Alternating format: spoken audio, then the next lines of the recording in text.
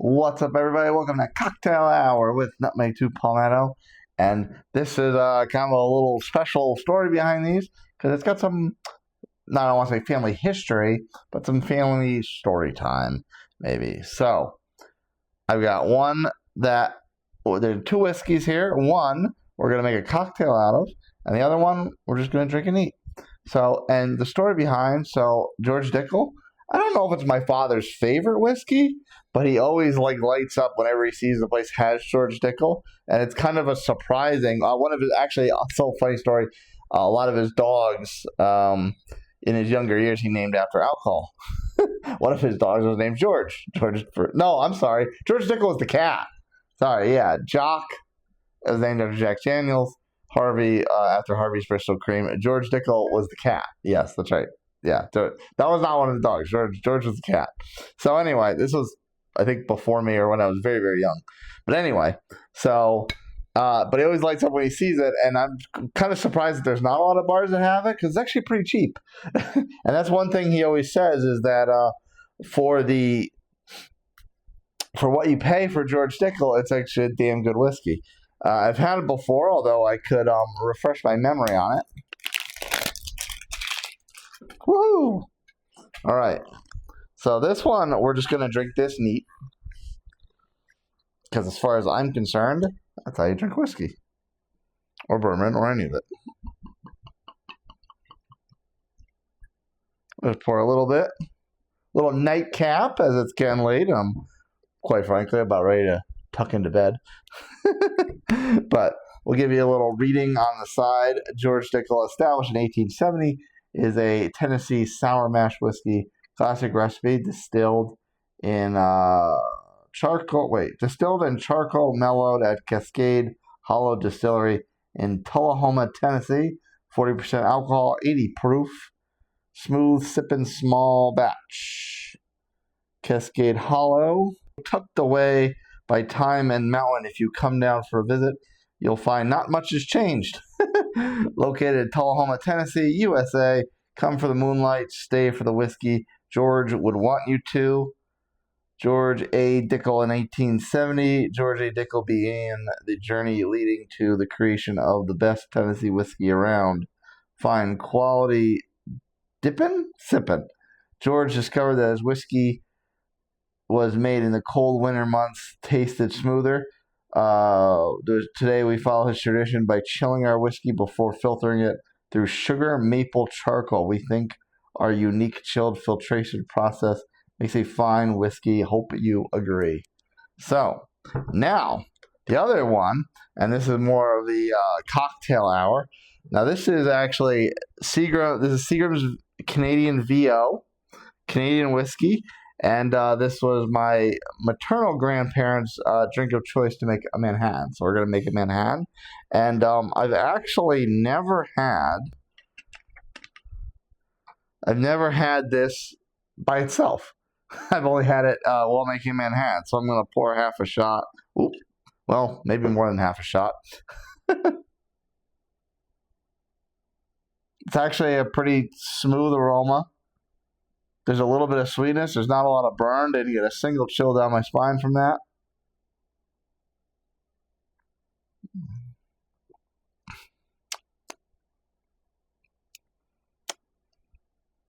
That's actually a really sweet whiskey. Got a little bit of tingling around your palate. And as it goes down, it kind of gives you that kind of warming feeling, but it also doesn't kind of kick you in the teeth or spine. That's actually, by itself, that's actually pretty decent.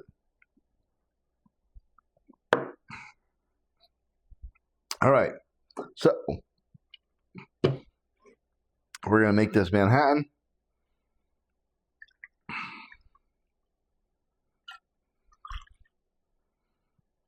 With,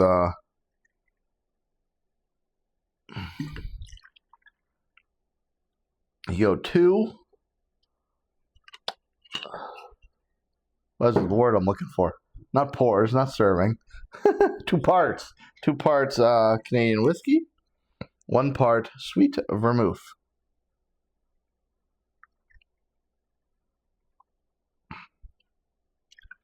Now, my grandparents always did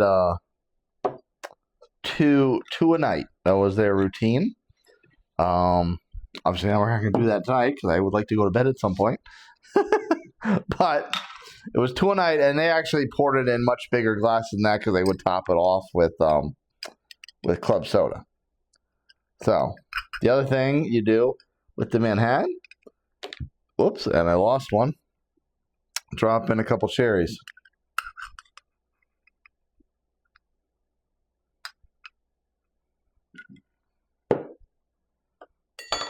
All right, so count the cherries, and there's your Manhattan. There's a nice kind of amber color to that. I know I kind of poured it so you couldn't see what was going on. I apologize for that.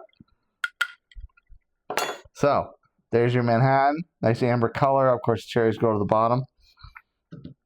So, it's not really a showdown of sorts. But George Dickel and my grandparents' signature cocktail in Manhattan. All right, so we'll do the Dickel first just because that sounds absolutely fucking terrible. We'll do the George Dickel first just because it is neat and we want to accentuate that. Now, I've still got a little bit of the flavor of the Seagrams in my mouth. Try to cleanse that out. All right, now this does smell considerably more dry than the Seagrams. I don't want to say peaty. It's not a rye whiskey, but it smells closer to a rye whiskey than, a Scotch or anything of that nature. Cheers.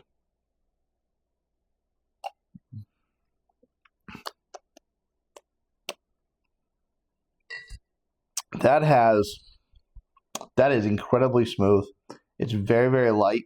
The burn was 80 proof, so 40% alcohol and 80 proof. So, I mean, that's fairly light-ish. I mean, if you remember way back in January, we did the 3-way showdown. The Elijah Craig was like 95 proof or something. So this is very, very light. This is definitely something to sip on when you're kind of vibing, enjoying the moment. You don't want to really get hammered or anything like that because it's very, very smooth and it goes down nice and easy.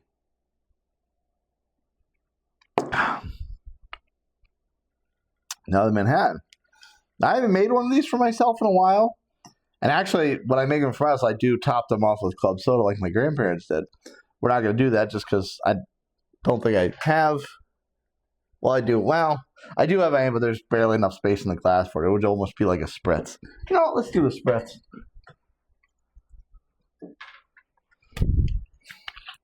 Put a little spritz on it.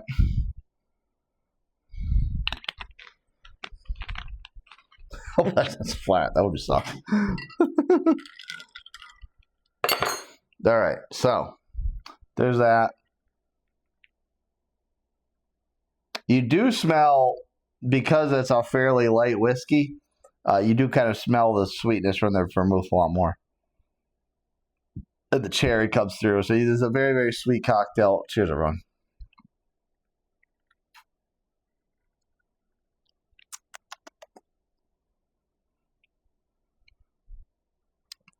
So, obviously, the majority of the alcohol content in this is the whiskey. But because of the vermouth, probably a little bit of the cherries, because I dropped 2 in. But mostly because of the vermouth, that the kind of burn from the whiskey is dialed down a bit. So if you're the type of person that likes cocktails and maybe you're a little nervous about whiskey because you don't like the burn, first of all, this doesn't have a big burn anyway.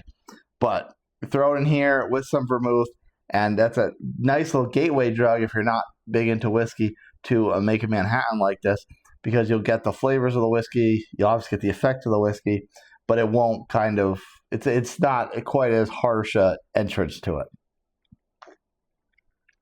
So yeah, that's all I want to do for this month's edition of my little cocktail hour series. Wanted to kind of give you a little story hour for some cocktails and whiskeys that had some little bit of a story time with my family. So that's all we got for this one, and cheers. See you around.